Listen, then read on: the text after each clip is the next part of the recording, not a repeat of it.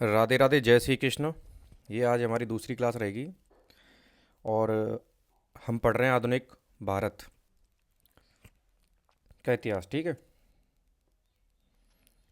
तो मैंने आपको बताया था कि हम स्टार्ट करेंगे यूरोपीय कंपनियों के आगमन से और उसमें उन्होंने क्या किया, कैसे कैसे आए, पुर्तगाली आए, ईस्ट इंडिया कंपनी आई, डच आए, इनके सीक्वेंस के बारे में पढ़ेंगे। ठीक है। यूरोप और भारत के समुद्री मार्ग की खोज पुर्तगाली नाविक वास्को डिगामा ने 1498 में की थी। ठीक है।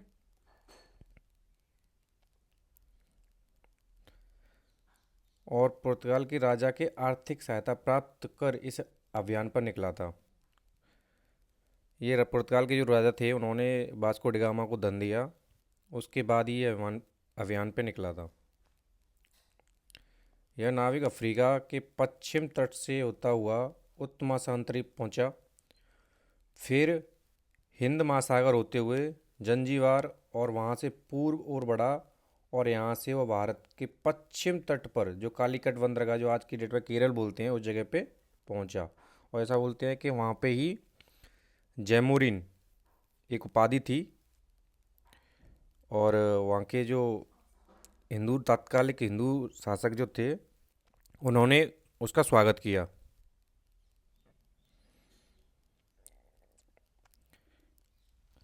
इन्होंने प्रारंभिक संबंध कैसे बनाए, इसके बारे में चर्चा करते हैं। प्रथम प्रतिज्ञा, प्रथम यूरोपीय यात्री वास्को डिगामा व्यापारी अब्दुल मजीद या अब्दुल माड़िक, ये कुछ भी बोल सकते हो, इसकी सहायता से 1498 में भारत पहुंचा, जो अभी मैंने प्रारंभ में बताया था आपको। वास्को डिगामा भारत के साहू ग्रेबिल नाम जैसे भारत आया था। ये वहाँ का एक जहाज़ था। ये नाम जो बता रहा हूँ, साओ है, ये साओ हो गया है, मिसप्रिंट हो गया थोड़ा सा। साओ गैब्रियल एक जहाज़ है ये।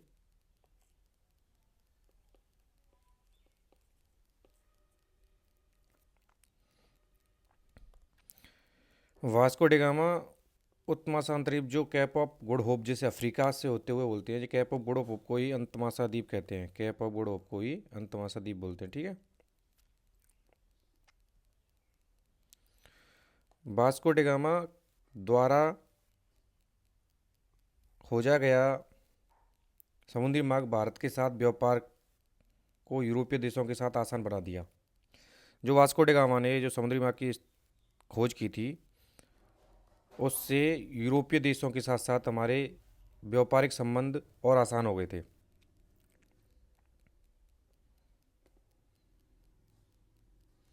और उत्तर महाद्वीप की खोज किसने की थी? ये थे वार्टोलुम्यू। इन्होंने की थी 1487 ईस्वी में, पुर्तगाल की थे ये भी। पुर्तगाली कंपनी को भारत में एस्तादो इंडिया के नाम से जाना जाता था। किस नाम से जाना जाता था? Estado India. भारत के साथ साथ व्यापार के लिए पुर्तगाली ईस्ट इंडिया कंपनी का गठन 1458 में किया गया। इनका क्या था सीन? पुर्तगाली ईस्ट इंडिया कंपनी की ये स्थापना 1458 ईस्वी में की गई थी। ये भारत में व्यापार करने के उद्देश्य से इन्होंने ये इस कंपनी की स्थापना की। इन पुर्तगालियों का आने का मंतव्य क्या था? इनकी अंदर की मंशा क्या थी?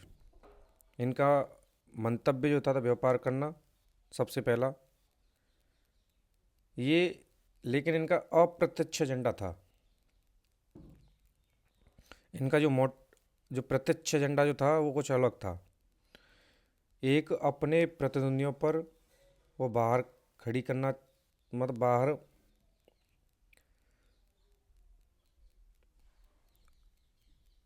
खींचना चाहते थे। सॉरी, खड़ी करना नहीं, खींचना।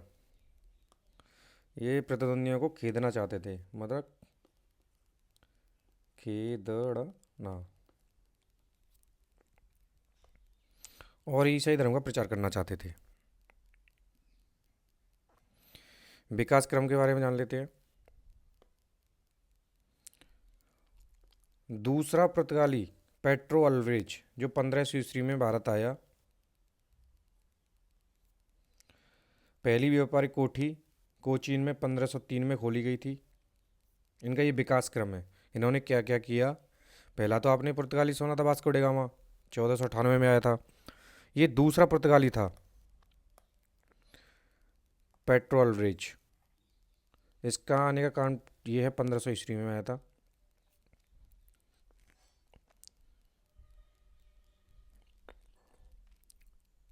प्रथम वायसराय के पद पे नियुक्त होने वाला था फ्रांसिस्को दी अल्मीडा।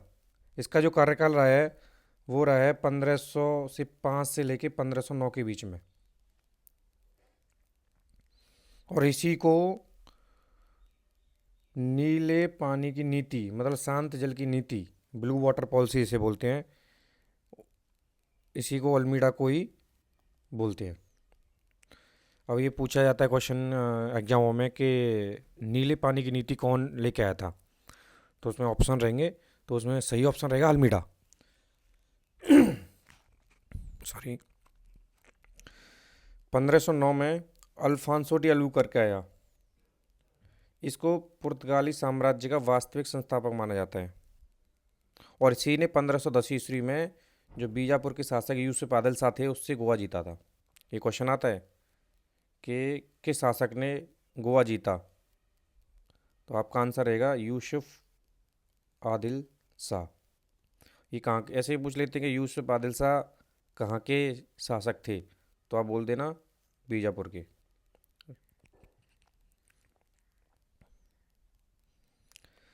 1511 में मलक्का पर अधिकार पुर्तगालियों ने कर लिया। उसके बाद 1515 में हरमुज जो फारस की खाड़ी में स्थित है एक जगह है, उस पर अधिकार कर लिया। ये भी क्वेश्चन बन सकता है कि मलक्का पे पुर्तगालियों ने कब किया, तो आप बोल देना 1511 में। और हरमुज जो फारस की खाड़ी में स्थित है उस पर किया था 1515 में। पुर्तगालियों ने अल्बुकर्क जो उसका वायसराय था उसके द्वारा सती प्रथा का विरोध और विधवा विवाह का समर्थन इसने किया था। और इनका उद्देश्य था भारत में पुर्तगाली जनसंख्या को बढ़ाना। ये ईसाई धर्म का प्रचार करना चाहते थे, पुर्तगालियों की संख्या को बढ़ाना चाहते थे। ये कहीं ना कहीं ये चाहते थे कि भारत में अपना ही वर्चस्व बना रहे, कोई दूसरी शक्ति इन पर राज ना करे, ना भारत इनसे कुछ कह पाए। 1534 में बंगाल के शासक महमूद शाह से चटगांव और सतगांव फैक्ट्री खोलने की अनुमति प्राप्त की। अल्बुकर्क ने 1934 में बंगाल में महमूद शाह जो शासक था वहाँ का, बंगाल का, वहाँ से सतगांव और चटगांव में फैक्ट्री खोलने की अनुमति इन्होंने 1534 में प्राप्त की। अंग्रेज़ों से बिछड़ गए, लेकिन 1961 तक गोवा दमनदीव पर कब्जा बनाए रखा। उसके बाद आते हैं नीनो डी कूना 1529 में, और इनका कार्यकाल रहता है 1538 तक।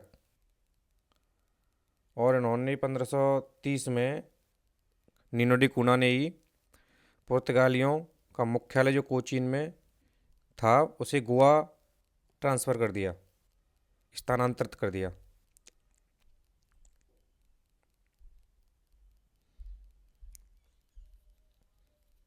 और ये पुर्तगाली भारतीय स्त्रियों से विवाह और विजयनगर के शासक जो कृष्णदेवराय थे उनसे मैत्रीपूर्ण संबंध भी इन्होंने स्थापित किए थे। इसको बात को नोट कर लेना। पुर्तगालियों की सफलता देखकर इनके प्रभाव क्या पड़े, अन्य यूरोपीय भी भारत की ओर आकर्षित हुए। पुर्तगालियों को देखा कि भाई पुर्तगाली तो बहुत धन कमा रहे हैं, तो अन्य यूरोपीय कंपनी जो थी, जो मैं आपको बताऊंगा, जैसे कि ईस्ट इंडिया कंपनी, डच, इन्होंने भी भारत की ओर व्यापार करना उचित समझा, क्योंकि उनको दिखा कि यहाँ पे धन है, तो ये भी आ गए यहाँ पे व्यापार करने के लिए।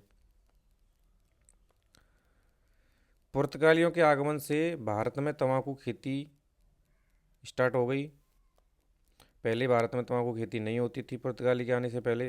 ये पुर्तगाली ही लेके आए, पुर्तगालियों की ही देन है। जहाज निर्माण, प्रिंटिंग प्रेस, और सबसे इम्पोर्टेंट जो है ये आपको मिलेगी गोवा में, गौथिक कला का भी विकास हुआ। इनके असफलता के कारण क्या क्या रहे, इस पर भी हम डिस्कशन करते हैं। धार्मिक भेदभाव, इन्होंने धार्मिक भेदभाव ज़्यादा किया।